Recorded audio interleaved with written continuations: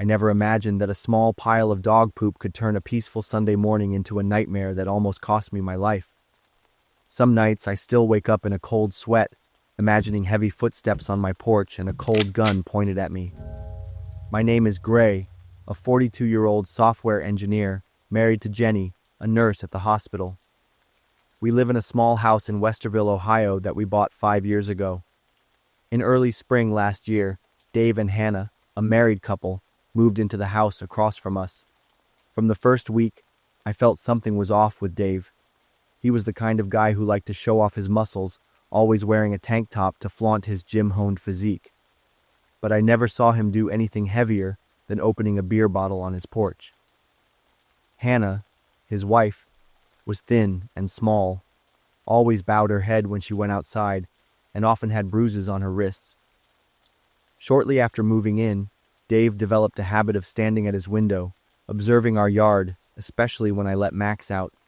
That fateful Sunday morning, I went outside to breathe in the cool air. Everything was perfect for a day off. Max ran after me with excitement. When I wasn't paying attention, Max pooped right in Dave's front yard. I quickly rushed inside to grab a bag, hoping I could clean it up before he noticed. But less than 30 seconds after I bent down to clean, a furious banging echoed from Dave's house like thunder. I jumped. Dave appeared, his face red, neck veins bulging, muscles tense. "What the hell is this?" he screamed, his voice filled with hatred. I stood up, apologized softly, and held up the bag as evidence that I was cleaning, my hands slightly trembling. But Dave didn't listen to my full sentence. His eyes were bloodshot, as if I had just committed an egregious crime. I wasn't afraid of Dave, but I was afraid of the way he looked at Max, as if my dog was his sworn enemy. When he threatened, his voice cold as ice. "I'll shoot that dog if it dares to do that again." I clenched my fists when I heard him say that. There was genuine seriousness in his tone. "Dave, I understand you're upset, but I've already cleaned it up. I know that was just a joke, right?" Dave moved closer, his eyes lighting up with a sick pleasure. "What if it wasn't?" Dave reached out and shoved me so hard I almost fell. Anger flared inside me. A self-preservation reflex made me push back, and he staggered and fell. In that split second, I saw the surprise on his face turn into something far more terrifying. I knew I had made a huge mistake. "You'll regret this," he said, ominous voice, before turning and walking back into his house. I picked up Max and went home. I recounted the incident to my wife, my heart still pounding. Jenny advised me to call the police, but a part of me still hoped things would calm down. A few minutes later, the banging on the door echoed again, this time so violently it felt like he wanted to tear the door down. "Gray, get out here now!" It was Dave's voice. Jenny clutched my arm, urging me not to go outside, but I couldn't just hide in the house like a coward. When I opened the door, the world seemed to stop for a second. Dave stood there with a shotgun in his hand, his face contorted with hatred. "I'm not kidding." My mind went blank. I only managed to scream, "Jenny, get down!" before a deafening blast rang out. The acrid smell of gunpowder filled the air and my ears rang. Jenny screamed. I fell to the floor and quickly crawled inside. Dave yelled, "Next time, remember that." My hands trembled as I dialed 911, my voice breaking as I reported the incident.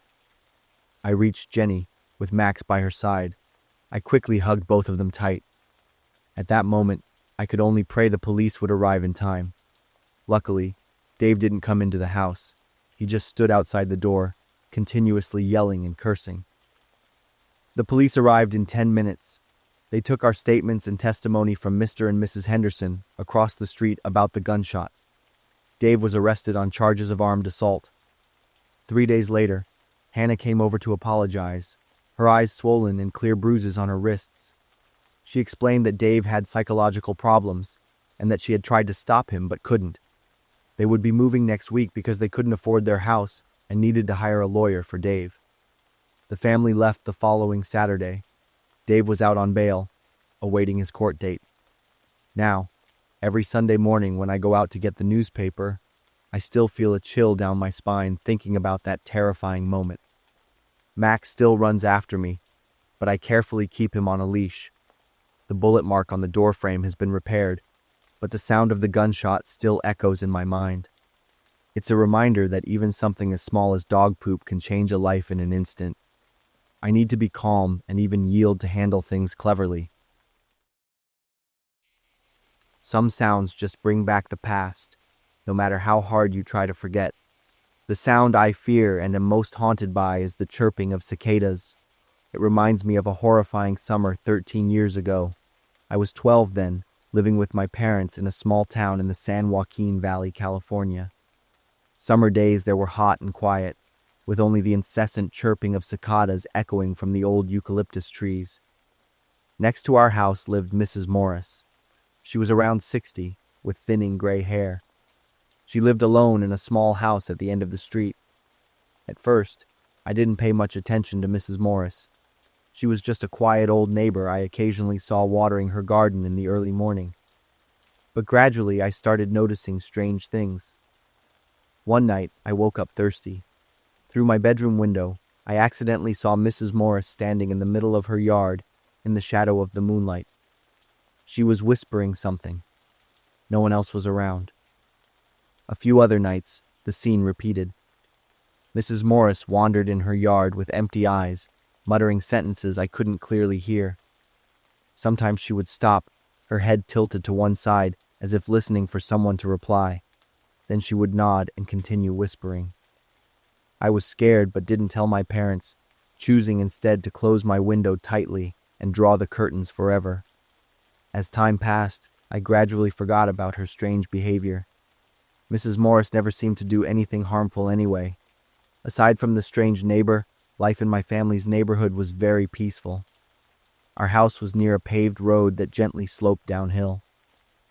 Every afternoon, I would take my rollerblades to that slope to skate. It was my favorite part of the day. At the bottom of the slope, there was a large moss-green truck parked on the side of the road. The truck was old, its paint peeling in many places, and its bed covered with a dark blue tarp. I usually rollerbladed down to it and then back up, repeating until I was tired. That fateful afternoon, I decided to try rollerblading down the slope as fast as I could. My mom had warned me many times about going too fast, but I never listened. The asphalt was scorching hot under my rollerblade wheels. The warm wind blew through my hair as I sped down the hill. I felt free and exhilarated, until I saw a small dog run across the road right in front of me. I braked hard, losing my balance. Realizing I was about to fall, I could only squeeze my eyes shut and scream. I slowly opened my eyes, sitting up slowly in a daze. Then I was startled to realize I was underneath the truck. The smell of oil and rubber mixed together made the air incredibly suffocating. I gasped for breath, just needing to crawl out. But as I looked around, I was drawn to some white strands gently fluttering in the breeze. Long, soft strands, clinging to something stuck between the two rear wheels. Out of curiosity, I crawled closer. At first, I only saw a pale, round shape, thinking it was a ball or some toy. But when I looked closer, a pair of eyes staring straight back at me. Below them was a nose, one side completely mangled, a wide-open mouth with the tongue lolling out. My entire body froze, my mouth dry, scared but unable to tear my eyes away from that face. Then I realized, Mrs. Morris. Just then, as if hearing her name, Mrs. Morris's head tilted to one side. The creaking sound from her neck bones sent a shiver down my spine. Her body was wedged between the axle and the road, her floral dress torn, her limbs bent at unnatural angles. Blood had dried to a dark brown on the pavement. I screamed and crawled out from under the truck as fast as I could. My whole body was shaking uncontrollably when I got home, my heart pounding as if it would explode. "Mom! Dad!" I yelled as I burst into the house. Mrs. Morris ... My mom looked worried, seeing my panicked state. "What's wrong, sweetie?" "Under the truck. Mrs. Morris is under the truck," I cried, trying to explain. My dad ran outside. A few minutes later, he returned with a pale face and immediately called the police. The police arrived, cordoned off the scene, and removed Mrs. Morris's body. They asked for basic information and instructed everyone not to approach the area. A few days later, the investigation results were released in the local newspaper. According to the report, Mrs. Morris had been suffering from severe insomnia and depression for many years. Inside her home, police found many empty pill bottles and disorganized notes.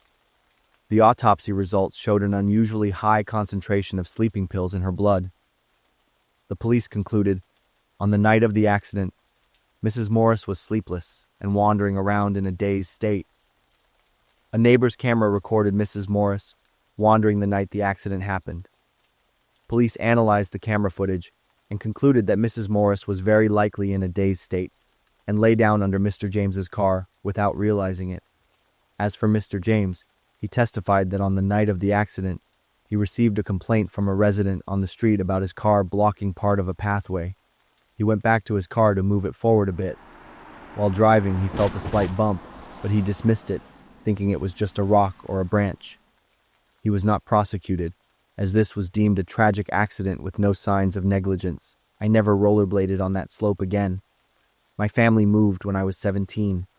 Mrs. Morris's house is still there, abandoned with boarded-up windows. And on hot summer nights, when I hear the cicadas chirping, I still remember the pungent smell of engine oil from under the truck. Most horrifyingly, every narrow gap makes me see Mrs. Morris's distorted face and long gray hair. Looking back now, I understand that those times I saw Mrs. Morris wandering at night and whispering to herself were signs of the psychological illness she was enduring. Perhaps she struggled with insomnia and loneliness for years, until it led to that tragic end. I quit smoking 3 months ago. 5 months ago, if anyone had told me I'd be able to kick a 2-pack-a-day habit overnight, I would have laughed them out of the room. But sometimes life has its own way of changing people. There are events that happen to you that leave you no choice but to change. My name is Jack, and I've been married to Kate for 4 years. After trying for a long time, we finally got some good news. We moved to California last March. Kate was 3 months pregnant at the time, and my smoking became a huge issue in our household. She couldn't stand the smell of cigarette smoke, even when I smoked in the backyard. I understood she was worried about our unborn child, but quitting smoking was genuinely hard for me. In the first few days, I still tried to smoke in the garage. Kate constantly complained, and I knew I had to find another solution. That's when I discovered my sanctuary. Right behind our house, through a small alley between 2 houses, there was a fairly large oak tree that created a secluded spot. This area belonged to a vacant lot between our house and the one next door. No one ever went there, and more importantly, it was far enough from the house that Kate wouldn't smell the smoke when I came back inside. I started going there every day. The neighbor who lived right next to that area was an old man named Ben. He was about 60 years old, living alone in a small house. I had never seen him talk to anyone, and the rare times we crossed paths, he always looked at me with clear annoyance. I just thought it was the personality of a lonely person and didn't pay much attention to it, until that day. I was standing under the oak tree, smoking. It was around 8 p.m. I heard footsteps and turned to see Ben staring at me. "What are you doing here?" His voice sounded angry. "I'm just smoking. I hate the smell of smoke." "It's getting into my house," Ben said. There was something in the way Ben looked at me. "I'm sorry, I didn't know." Before I could finish, Ben suddenly stepped forward and snatched the cigarette from my hand. He threw it on the ground and stomped on it. I stood there, unable to react. Ben looked at me for a long moment, then turned and walked away. He also mumbled something I couldn't quite hear. It sounded like it was about death. I went home feeling bewildered. Kate asked me what was wrong, but I didn't want to worry her. I just said I'd had an unfriendly encounter with a neighbor. A few days later, I decided to change locations, but there really wasn't any spot more ideal than under that oak tree. I thought Ben might have calmed down after a few days, and I'd be more careful not to bother him. I went back on a weekend evening. It was starting to look like rain. I didn't see Ben anywhere, and I felt relieved. A little while later, it started to drizzle. At first, it was just small drops, but it quickly turned into a heavy rain. I felt uncomfortable, but still didn't want to go home right away because I hadn't smoked enough. I lit a new cigarette, leaning close to the tree trunk to shield myself from the rain. A few minutes later, I finally gave up. I was soaked, from my hair to my shoulders, everything. Still had half a cigarette left, but whatever. As I turned back, I noticed something strange. Red stains on my shirt. I looked down at my hand. There was also a faint metallic smell. I didn't think much of it. I just wanted to wash off the cigarette smell and that uncomfortable damp feeling. The next morning, as I headed to work, I noticed police tape stretched around the tree area. There were a few police cars and an ambulance parked nearby. I pulled over and asked a curious bystander standing nearby what was going on. "Someone committed suicide on that tree," he said. "They might have died sometime last night." I was stunned, craning my neck to try and see deeper into the scene. "Do you know who it was?" I asked, my voice barely a whisper. "Just an old man named Ben," he replied. "Lives alone in that greenhouse over there." His answer hit me like a ton of bricks. Last night, I had been smoking right there. Those red stains on my clothes, the ones I dismissed as sap or fruit juice, and the body on that tree. It was Ben. I had been standing right underneath his body for a full 15 minutes without ever knowing. The realization made my stomach churn. For the next few days, I was plagued by haunting images and sleepless nights. Those red streaks and that metallic smell that night. Ben was right above my head. It was horrifying. On the 4th day after the incident, the local news officially reported Ben's death. His medical records were released, showing that Ben had suffered from severe depression since his wife died of lung cancer 3 years prior. The cause of his condition worsening was diagnosed as her having inhaled secondhand smoke from Ben for many years. After his wife passed away, Ben had stopped smoking and developed an intense obsession with cigarette smoke. In the final days before his suicide, Ben had called his doctor multiple times, saying he couldn't stand the smell of cigarette smoke. He claimed to see his deceased wife constantly appearing nearby, uttering words of resentment. Was it possible that my smoke was what caused Ben to constantly recall his wife's death? My smoking habit, something I considered harmless, had become the final nightmare in Ben's life. I haven't smoked once since that day. Every time I think about lighting a cigarette, the image of the red stains on my shirt, the metallic smell in the air, and Ben's desperate eyes flash vividly before me. I can't shake the feeling that my smoke pushed him over the edge.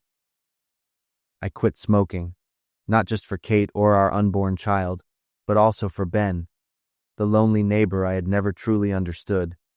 The oak tree still stands there silently in the alley, but it's no longer a place I go to escape. Instead, it's a harsh reminder of what I unknowingly caused. I live each day hoping that my change can be a way to atone, however belatedly, for Ben and for myself. I'm Ava, and I'm 16. It all started about 6 months after my family moved to this quiet neighborhood.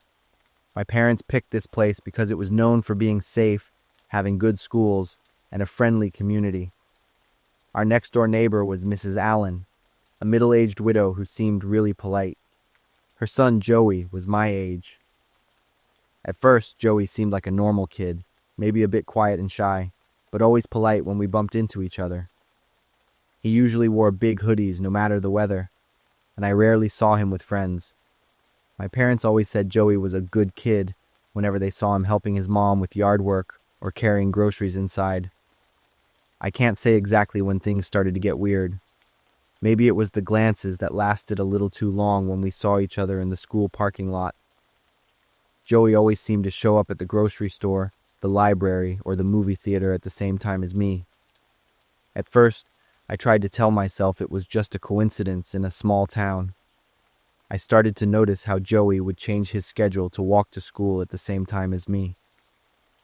He always sat close enough to overhear my conversations in the cafeteria, His bedroom window always seemed to have a light on.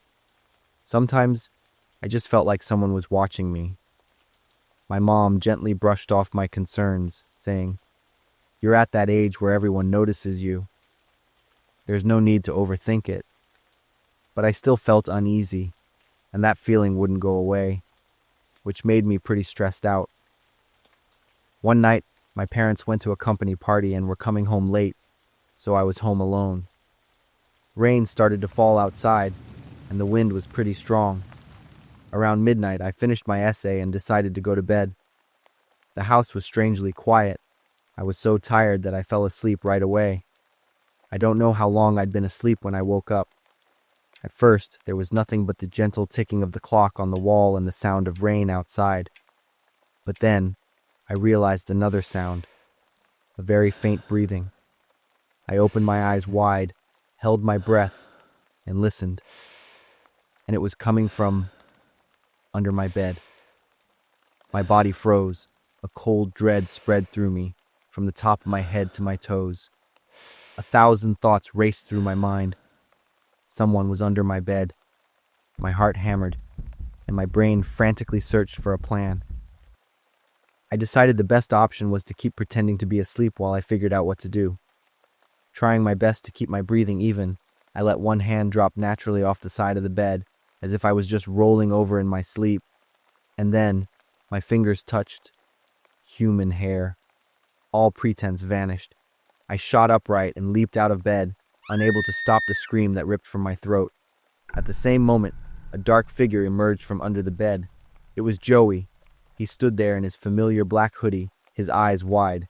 In his hand was a knife. Time seemed to stand still for a few long seconds as we stared at each other. I grabbed my bedside lamp and hurled it straight at Joey. It missed him, but it created enough of a distraction for me to bolt for the door.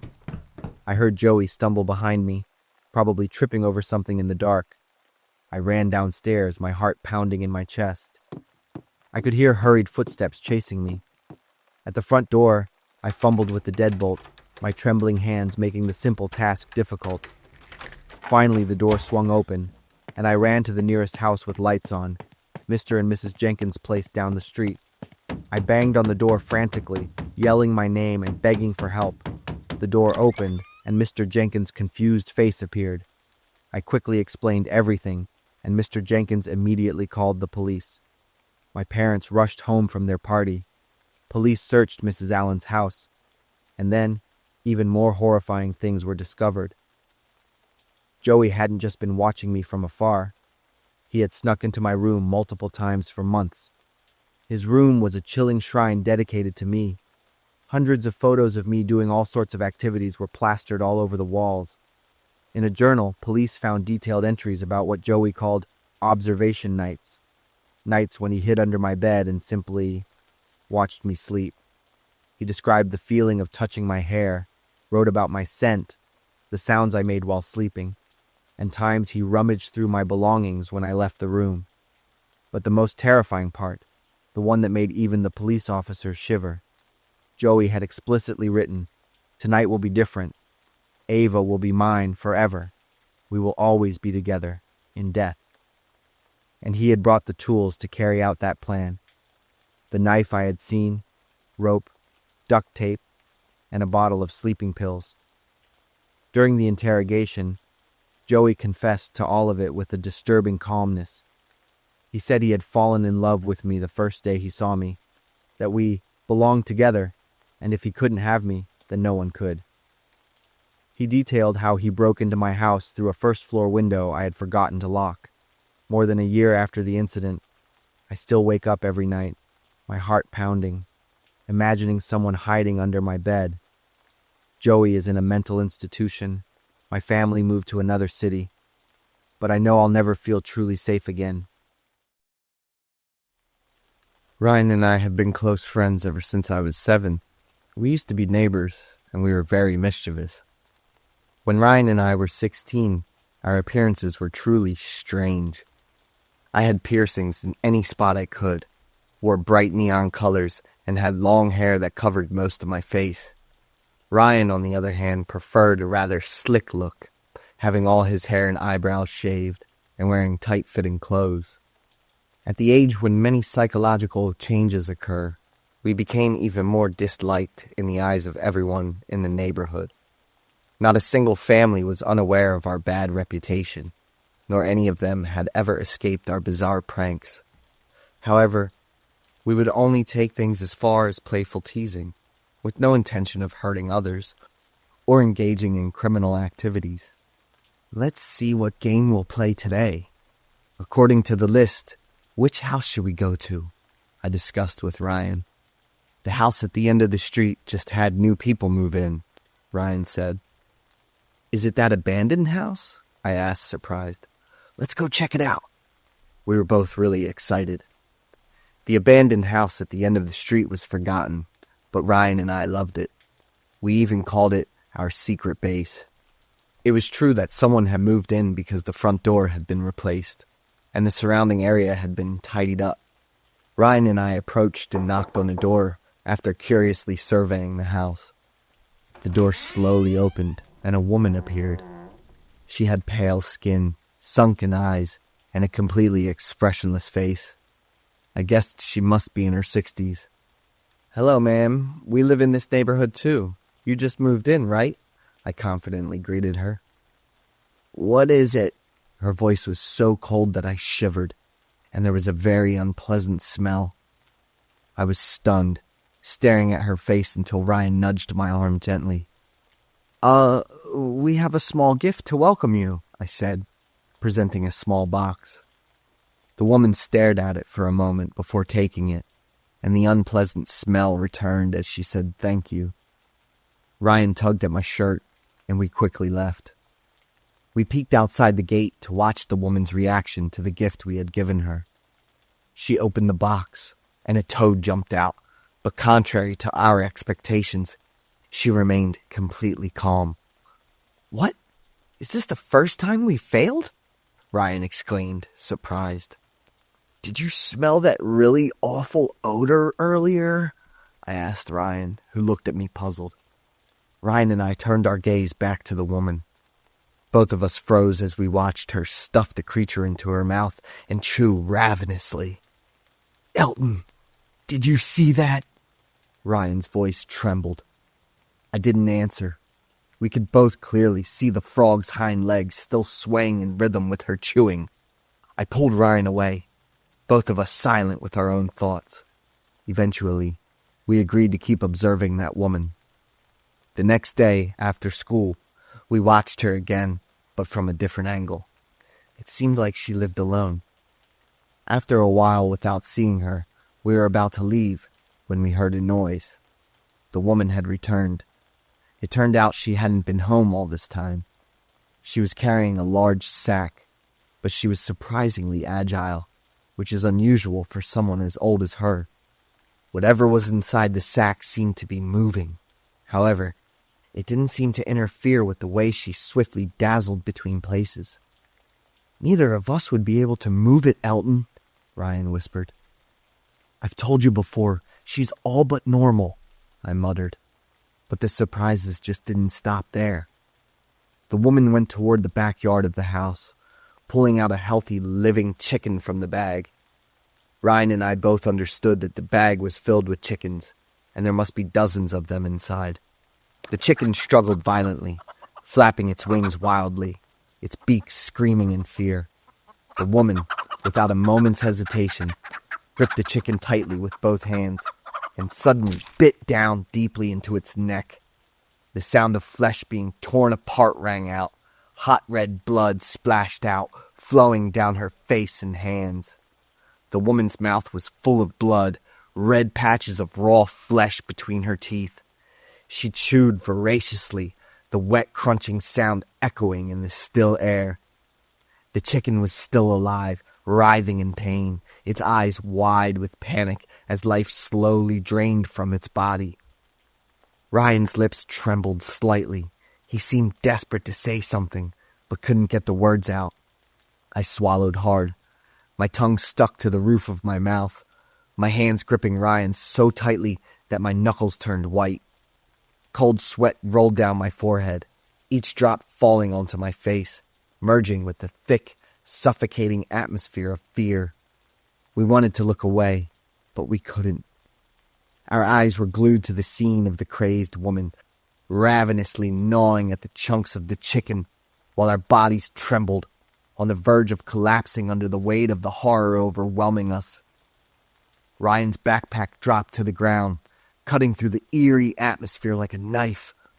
The woman turned towards us, her gaze like a jolt to the brain, snapping us back to reality. Ryan and I ran without pausing to grab our backpacks, our hands tightly clasped together. When we got to Ryan's house, his parents saw our frantic state and thought we had just gotten into trouble again. Both of us hurriedly recounted the incident, but all we got in return were annoyed expressions from Ryan's parents. We stormed back into Ryan's room. "Are you saying we should go back to that creepy woman's place?" Ryan exclaimed when he heard me mention wanting to figure things out. "Your backpack is still there," Ryan said, helpless against my convincing reasoning. That evening, we arranged to conduct our investigation after dinner. Ryan's backpack was still there. There was a faint sound of crying, but loud enough for me and Ryan to hear. We exchanged glances, searching for the source of the sound. From inside the house, the woman emerged, still carrying a large sack over her shoulder. She set it down in the yard, slowly removing the outer layer to reveal a trembling little boy around 5 or 6 years old. Immediately, I grabbed Ryan, holding him tightly with one hand while covering his mouth with the other. With a sudden motion, she grabbed the child's wrist and yanked him toward herself. The baby screamed in fear, but the scream was quickly muffled as her bony hand tightened. Her fingers dug into the child's skin. She leaned close to the baby's face, smelling the scent of the soft skin, her eyes sparkling with madness. "Fresh meat," she muttered like an evil curse, her voice mixed with crazy laughter of someone who had completely lost her reason. Her hands clawed and her mouth opened wide as if preparing to tear the baby apart. Ryan and I shouted loudly, rushing to pull the baby out of that crazy woman's clutches. The brawl quickly got everyone's attention. They quickly arrived and called the police. The woman tried to run away but was stopped. She emitted a smell that made everyone hold their breath. The police showed up to control the woman. Inside her house, countless pieces of bones, meat, and other animals were found trapped and rotting. She was taken to a mental hospital after the police and doctors concluded that she had a mental illness due to living in isolation for a long time. No information or identification documents of hers were found. After only 2 weeks, she escaped from the hospital and disappeared. Although the police's conclusion was due to illness and circumstances, I thought that woman was like the reincarnation of Satan. The neighbor was always at the window every night, and then I found out the creepy truth. I'm Glenda, 28 years old. I just moved into an apartment after my lease ended at my old place. My apartment's in a mid-range complex with 2 buildings facing each other.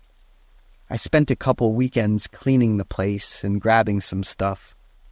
I worked hard to make the place comfier, and I was pretty proud of how it turned out.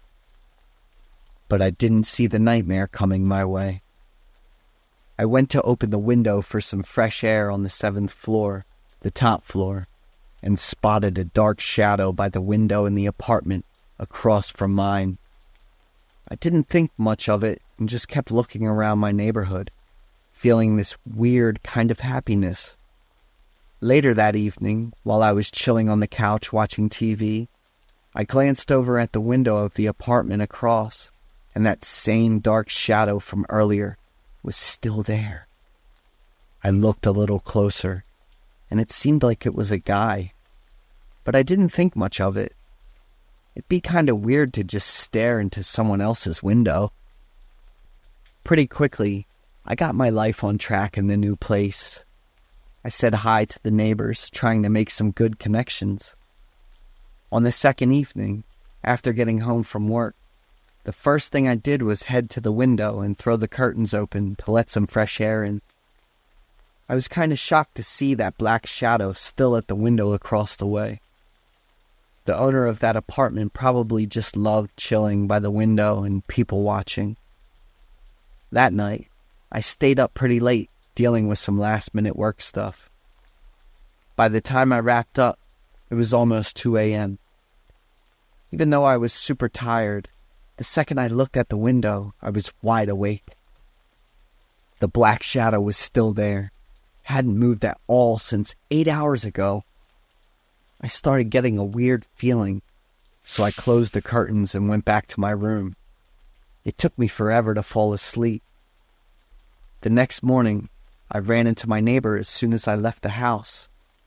She said she'd been living here for almost 10 years, so I asked her about the apartment on the 7th floor in the building across. His name's Charles, around 60 years old. You're better off staying away from that old guy if you don't want any trouble. He's been caught up in a bunch of lawsuits for invading people's privacy. People around here don't want to mess with him because of that. I got chills when I heard my neighbor's story. So Charles has been following me for the last 2 days. My mind was racing as I tried to think back on everything, making sure I hadn't messed up with my behavior or what I was wearing. I felt like a lost soul all day, couldn't focus on anything. I was just stoked to find a new place, but now I had to live in fear and be super careful because of my neighbor's weird and creepy reputation. I'd never opened any of the curtains in my apartment, not even for a sec. This went on for 3 days, and I felt super suffocated. I called the building security and told them what was going on, hoping they'd step in and sort it all out. I decided not to show up to avoid making a scene since I had just moved in. About 2 days after I talked to building security, feeling a bit more at ease, I finally opened the curtains again. But surprisingly, the shadow was still there. I quickly called security again, and they said they couldn't get in touch with Mr. Charles. He might have gone to his son's for a few days. This isn't the first time we couldn't reach him. Are you guys serious? He's still at the window, staring at my apartment. We'll check it out and sort this ASAP. I stopped paying attention to what the security guard was saying. Remembering the binoculars my dad gave me back in high school, I started digging through the unpacked boxes to find them. I yanked the curtains all the way open and threw the window open, then grabbed the binoculars to check out the apartment across the street. At first, my head was spinning, so I put down the binoculars and started having a hard time breathing. Shakily, I lifted the binoculars to double-check what I saw, and that was the worst decision I ever made. The window of the apartment across the street had a man's body standing there with his head pressed against the glass. His body had patches of skin hanging down, and his eye sockets were dark and deep, with his mouth wide open like he was totally freaking out. I let out a huge scream, and the sound of terror echoed from the top floor, shattering the quiet vibe of the place. I rushed out of the house, banging on all the neighbors' doors, begging them to call the cops ASAP. The body was Mr. Charles, who had died about a week ago from a stroke.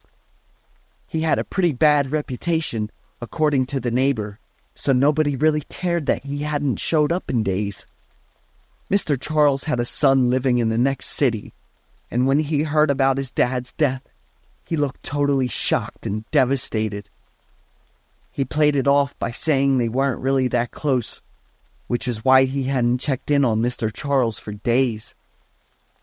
I moved out of that apartment right away and crashed at a hotel for a few days before finding a new place. Even now, 8 years after that crazy incident, I still wonder, why was Mr. Charles standing against the window when he died? Did his stroke really hit him out of nowhere? Or was there something else going on? I'm Victor. I'm 27, and I work as an IT engineer. I make a pretty decent living. I've got a girlfriend who usually comes over to my place on the weekends and stays the night.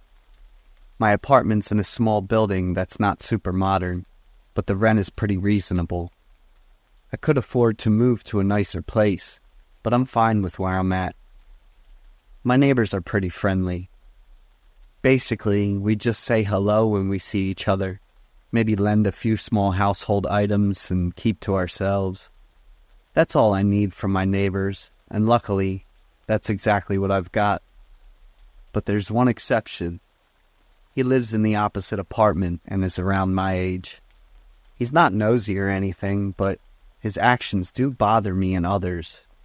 He doesn't have a stable job, and he spends all day doing silly stuff, filming it and posting it on social media. When he sees people reacting and commenting, he laughs out loud. His jokes are pretty loud and end up bothering everyone around him. One time, the hallway was filled with foam crumbs. They ended up blowing into my apartment and my neighbor's place next door. It even got in my throat while I was walking and talking on the phone. That was from one of his ridiculous challenges. I don't mean to judge anyone or their job, but in his case, he's causing trouble and discomfort for more than just me. He's asked me to be a guest on his challenge many times, but at that time it was 11 p.m. I was in my pajamas, and I couldn't have looked more annoyed. After that, I was really busy with work and wasn't home much. One afternoon, I had a dinner date with my girlfriend, so we decided to spend some time together. When I got back to my apartment, there was a huge package blocking the entrance to our garage. I didn't remember ordering anything, so I got out of the car and went over to check out the package. It was addressed to that neighbor who's always causing trouble, and it said it was a returned package. That meant he had sent the package, and for some reason, it was returned. I figured he'd bought the equipment for his video shoot. I moved it aside to clear the way for the car to get into the garage, and the package was insanely heavy. He must have bought a whole cow. I accidentally let go of it, and the package fell to the ground. There was a sound like plastic breaking. I was a bit panicked, but I quickly brushed it off. I figured I'd just tell him it was the carrier's fault, and that would be the end of it.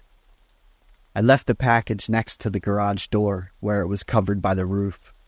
My girlfriend had just arrived, so we went inside, cooked together, and had a nice peaceful evening.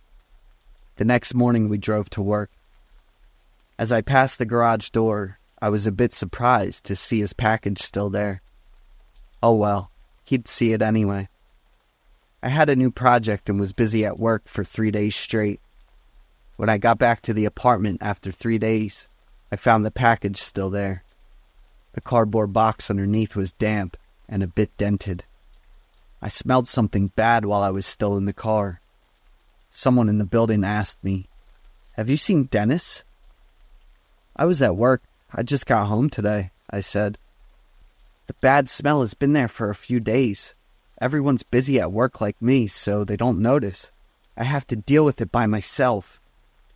I decided to deal with the package first. My neighbor was probably off doing some challenge somewhere. He'd been away from home for days like this a few times before. In the afternoon, after getting some rest, I grabbed scissors, gloves, and a bunch of large plastic bags and headed to the garage. The package was now leaking a red liquid, and it was swarming with flies. I wore 2 masks, but the smell was so strong it almost made me throw up a few times. I was fed up with dealing with the fallout from his ridiculous challenges, and now I had to clean up this mess from my neighbor. It had to be food he ordered to use later, which is why it smelled so awful. When I sliced the tape open, I saw a clear plastic box with something inside that I couldn't quite identify, but there were tons of maggots mixed in with some cloth. I tore off another piece of cardboard from the carton, bent down to take a closer look, and was met with the sight of a face being eaten away by thousands of wriggling creatures. I screamed and immediately called the police. 10 minutes later, the police showed up, took the package right away, and asked me to come down to the station to give a statement. After the forensic results came in, they concluded that the body in the package was my neighbor. He had died from suffocation. Another friend who often helped him with filming videos went to the police station to make a report. 2 weeks ago, he took on a new challenge. He was going to turn himself into a package and travel across the states. He packed some dry food, waste bags, and climbed into a plastic box. In the beginning, he still kept in touch with his friend and mentioned how much he was enjoying it.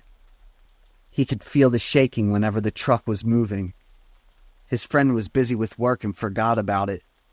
The most unfortunate thing happened to this guy, who was way too young. The price he paid for his recklessness was just too scary.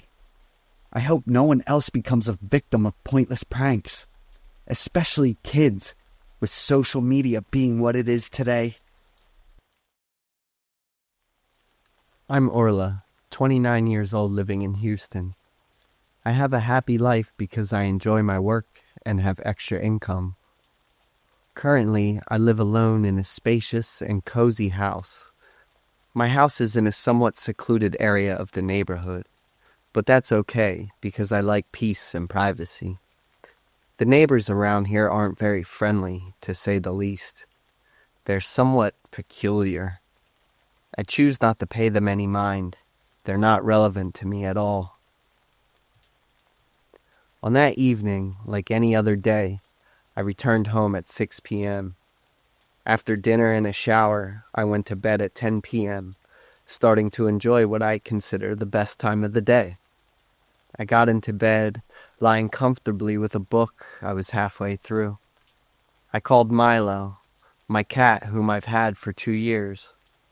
Usually, when Milo hears me call, he happily runs over and lies next to me. But this time he curled up, staring ahead. I looked at Milo and chuckled, thinking he must be full and feeling lazy. I started reading and forgot about Milo's odd behavior. After a while, feeling tired, I changed position, inadvertently noticing that Milo was still lying there, staring under the bed. I approached, picked up Milo, and returned to bed. I placed Milo on my stomach, his favorite lying position. Surprisingly, he fluffed up, emitting little grunts as if being vigilant and uncomfortable with me. Milo jumped off the bed, returning to his previous spot. I sat on the bed, puzzled by his strange behavior. Following Milo's gaze, he was indeed looking under the bed. I started feeling uneasy. I couldn't bring myself to look under the bed, and I didn't know why. Looking around the room, my heart seemed to stop when I inadvertently glanced at the mirror in the corner. The mirror, coincidentally, reflected a bit under the bed, where a dark figure, seemingly a man, was present. I couldn't see his face clearly, just his glaring white, wild eyes staring out. I was truly panicked. I bit my lip, trying not to make any unusual noise. I told myself to stay calm, try to act like I didn't know anything. Otherwise, he might lose control, and I would be in terrible danger. I tried to breathe, regulate my heartbeat, then observe the room to figure out a solution. The first thing I wanted to do was call the police. But my phone was charging and placed on a table 3 meters away from the bed. My body trembled. I wasn't sure if I could get off the bed. But at that moment, I had no choice but to take a risk. I couldn't sit here and panic forever. Slowly, I stepped off the bed, trying to straighten up, pretending I was very comfortable. Approaching the phone, I trembled, trying to dial the police number. I struggled for a while, my brain unable to control my body. Finally, I managed to call the police, but I wasn't calm enough and accidentally turned on the speaker. 911, what's your emergency? I immediately hung up, standing rooted to the ground, squeezing the phone tightly as if trying to break it. It felt like I hadn't breathed for 3 minutes. After seeing no reaction from the man, I immediately texted my best friend to call the police for me.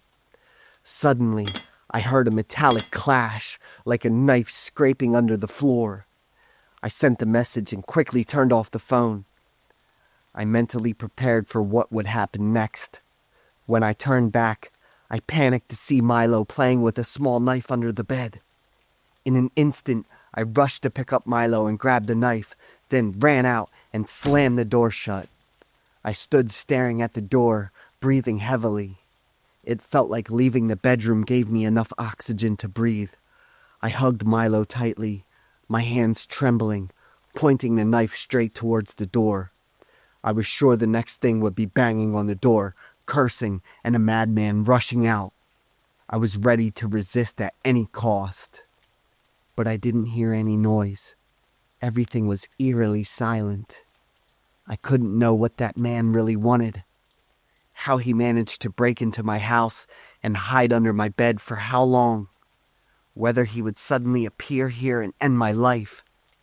Suddenly, the sound of police sirens rang out, and I hugged Milo tightly, running out quickly. When I met the police, I told them everything that had just happened. I felt relieved. After the police searched my bedroom and all the other nooks and crannies in the house, the truly horrifying thing appeared. They found the body of a dead man under my bed.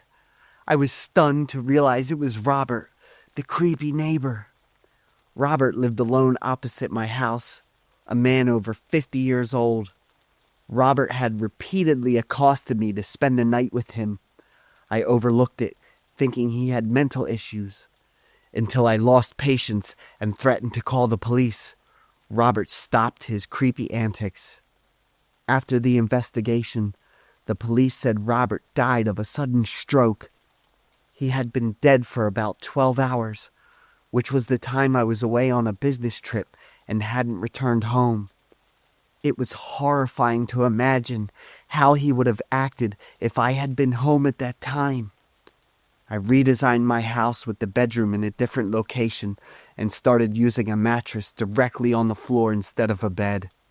Until now, the image of Robert with his glaring, wild, white eyes still deeply haunts me.